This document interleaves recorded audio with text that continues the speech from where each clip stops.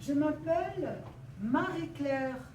Je sais, ça ne sonne pas yiddish du tout.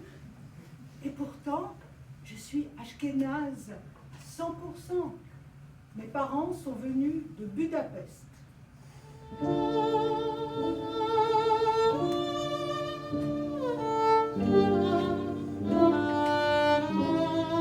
grand-père a envoyé mon père en France parce qu'il y avait le numerus clausus et parce que la France, c'était le pays des droits de l'homme.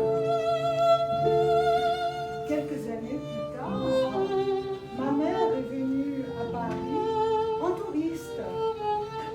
Elle a rencontré mon père et ça a été un coup de foudre réciproque. Un an plus tard, ma mère est venue définitivement à Paris pour s'y marier. Je suis née en 1945. Mes parents étaient de gauche et laïcs. Ainsi, je n'ai rien su de ma judéité, et encore moins du yiddish. J'ai vécu comme une petite Française, normale, comme les autres. Et pourtant, quand j'étais au lycée, une de mes copines a flairé quelque chose en moi de pas très catholique. Et dis donc, tu serais pas juif par hasard? Pas du tout. Mais qu'est-ce que c'est, être juif? Les juifs, c'est le peuple qui a crucifié Jésus. Et depuis, ils sont condamnés à errer autour du monde. Pourquoi elle me dit ça? Parce que je n'allais pas à l'église. Parce que chez moi, il y avait plein de broderies hongroises. Et puis quelques années plus tard, quand j'ai eu 18 ans, mon père a pris son courage à deux mains et est venu m'annoncer.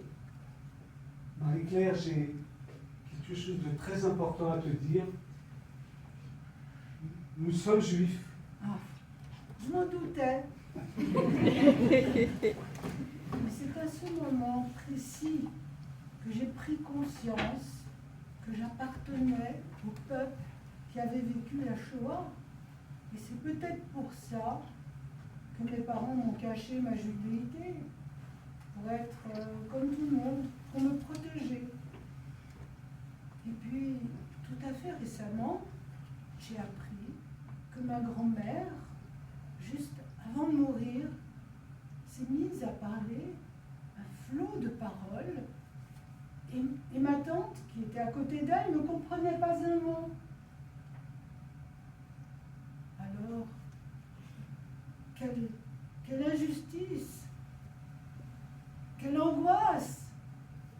Toi, qui nous faisais des gâteaux extraordinaires, plein de gâteaux hongrois, toi, qui parlais toutes les langues couramment, et tout d'un coup, avant de mourir, une seule langue vient à ton esprit, le yiddish, que je n'avais jamais entendu de ta bouche. Jetzt will sich lernen Yiddish. Azoi will kennen reden